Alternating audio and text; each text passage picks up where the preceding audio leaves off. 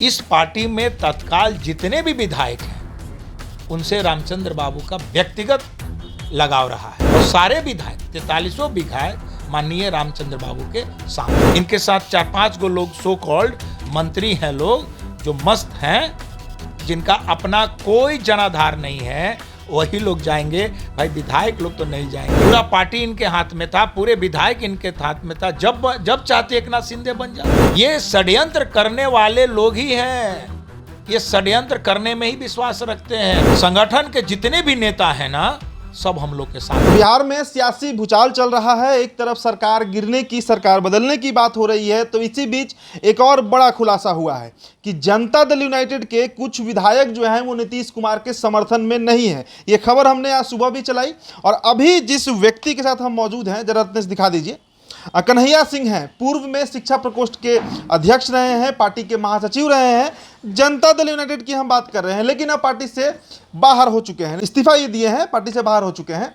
तो अब इनका जो दावा है कि कुछ विधायक आरसीपी सिंह के संपर्क में है और आरसीपी सिंह एक नई पार्टी जेडीयू-आर जो है वो लॉन्च करने जा रहे हैं। बहुत जल्दी इसकी कवायद जो है वो तेज हो चुकी है। क्या कहना है कन्हैया जी, इतना बड़ा सियासी भूचाल बिहार में चल रहा है, आप एक और बम फोड़ रहे हैं इसमें?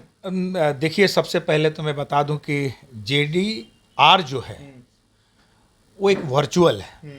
कार्यकर्ताओं का जो उमंग है, उन लोगों ने एक जेडीआर नाम दिया है। इसकी अभी जमीनी स्तर पे ये तैयार नहीं है। मतलब चर्चा तो है ना इसका? नहीं, चर्चा लोग करते हैं, परसेप्शन लोग चाहते हैं, जनता, बिहार की जनता चाहती है, कार्यकर्ता चाहते हैं लोग। ये बहुत अच्छी बात है।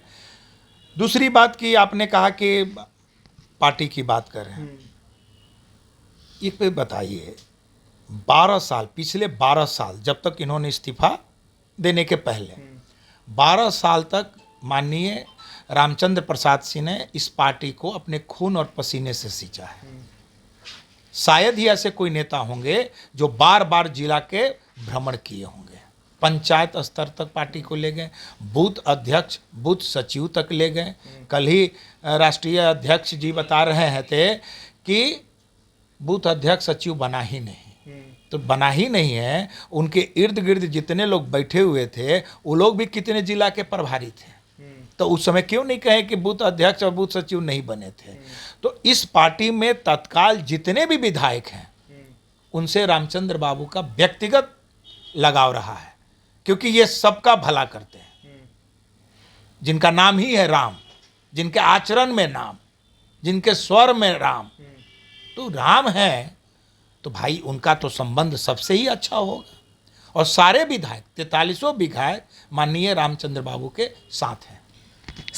तो क्या अभी जो सरकार बदलने की बात चल रही है, इसमें ऐसा भी होगा क्या कि कुछ विधायक जो हैं वो गचा दे देंगे नीतीश कुमार को? आरसीपी सिंह इतना बड़ा रिस्क लेंगे वो विधायक? अच्छा, एक चीज बताइए, जेडीयू पार्टी जब वोट मांगने जमीन पे 2020 में लोगों के बीच ये लोग जो गए थे, तो किस गठबंधन के तहत? एनडीए गठबंधन। आप वोट मांगिएगा एनडीए गठबंधन के लिए, आज चले जाइएगा महागठबंधन में। ये तो पूर्व में भी किए हैं, 17 में भी हुआ है। तो ये करते ही रहते हैं। अब लोग उब चुके हैं, वही करने से तो 43 पर आ गए।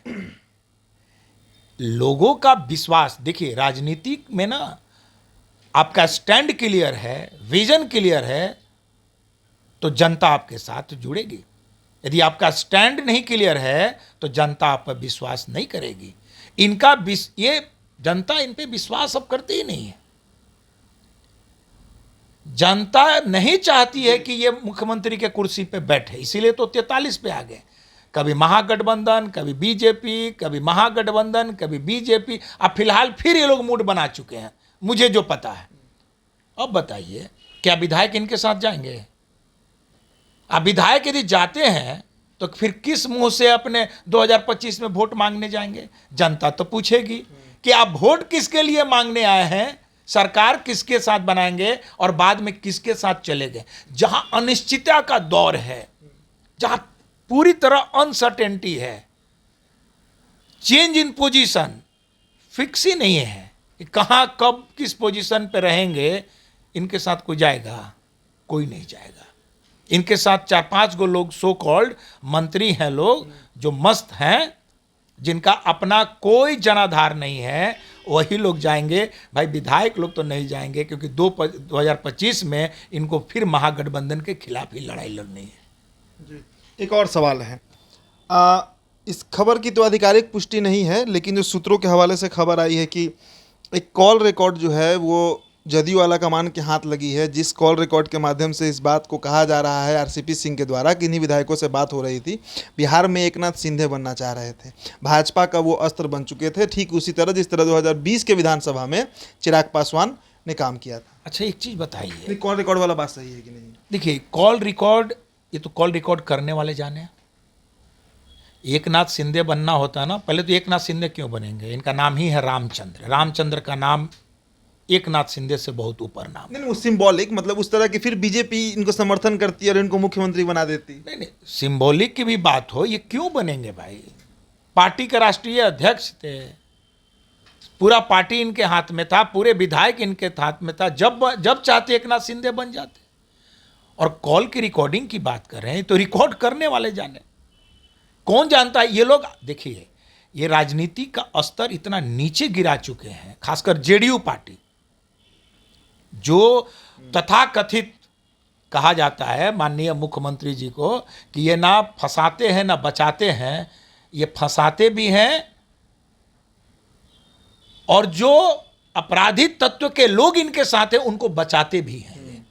अब बताइए, राजनीति का स्तर इतना नीचे गिर, कॉल रिकॉर्डिंग हो रहा है, क्या सुनाएंगे उसमें? नहीं, कॉल रिकॉर्डिंग के बाद ही ये पूरा मामला जो है वो इतना विस्फोटक हो गया कि नीतीश कुमार को ये फैसला लेना पड़ा कि भाई बीजेपी के एजेंट जिस तरह बने चिराग पासवान, कल पीसी में कहा भी है ललन सिंह ने प्रेस कॉन्फ्रेंस में, और उसके बाद अब रामचंद्र प्रसाद सिंह भी वही काम कर रहे थे, इसलिए अब किसी कीमत पर बीजेपी के साथ नहीं रहना है। एक चीज बताइए, ये महागठबंधन के साथ जाएंगे तो इनको बोलने के लिए तो चाहिए ना, लोगों के बीच और कार्यकर्ताओं से तो कुछ बोलना पड़ेगा ना भाई कि क्यों गए। तो ये लोग फिर जरिया वही रामचंद्र, फिर रामचंद्र जी को जरिया बनाएंगे कि हमारे विधायक को तोड़ने की कोशिश की गई, उसमें से कुछ हो सकता है कुछ विधायकों को ये लोग खड़ा भी कर दें और आरोप भी लगा दें, आरोप लगवा देंगे। इन बहुत बड़ी बात नहीं है, ये षड्यंत्र करने वाले लोग ही हैं, ये षड्यंत्र करने में ही विश्वास रखते हैं और इस तरह के कर सकते हैं। लेकिन क्यों करेंगे? सारे विधायक व्यक्तिगत रूप से, मैं आपको चैनल में आपके कैमरे के सामने कर रहा हूं कि व्यक्तिगत रूप से हर एक विधायक इनके साथ जुड़ा हुआ है। क्या वो विधायक नहीं समझता है कि हमारे जीतने में इनकी कितनी भूमिका रही है? वो लोग तो जानते हैं।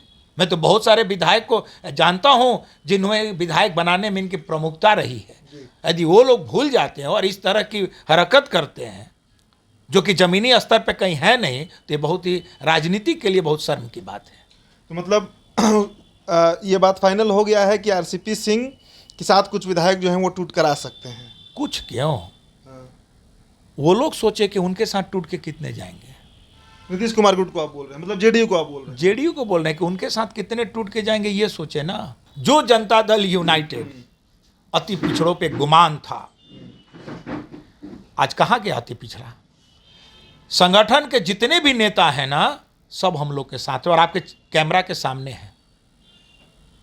और इन लोगों ने अब ठान लिया है कि अति पिछड़े समाज का कोई आवाज बनेगा तो वो रामचंद्र प्रसाद सिंह ही बनेंगे और कोई नहीं बनेगा।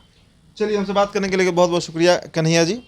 तो एक तरफ जहां बिहार में इस बात की चर्चा जोर शोर से है, लगातार हम भी ये खबर चला रहे हैं कि बिहार में सरकार बदल सकती है। भाजपा के कई मंत्रियों को, जो बिहार कोटे में मंत्री हैं, उनको दिल्ली बुलाया गया है। राज्यपाल को आनंद फानंद में दिल्ली बुला लिया गया है। इधर तेजस्वी यादव के तमाम विधायकों को एक जगह पर रखा गया है। जेडीयू के सांसदों की बैठक होने जा रही है, कल सुबह का उनका ब्रेकफास्ट सीएम नीतीश कुमार की अध्यक्षता में होगी। तो ये तमाम प्रकरण के बीच जो खबर ब्रेकिंग बनी वो यही है कि आरसीपी सिंह के पक्ष में, उनके संपर्क में कुछ जेडीयू के विधायक है। ऐसे में देखना यह दिलचस्प होगा कि अगर फ्लोर टेस्ट होता है इस सरकार के परिवर्तन पर, तो कितने विधायक नीतीश कुमार के साथ रहते हैं और कितने विधायक रामचंद्र प्रसाद सिंह के साथ रहते हैं। बहुत बहुत शुक्रिया।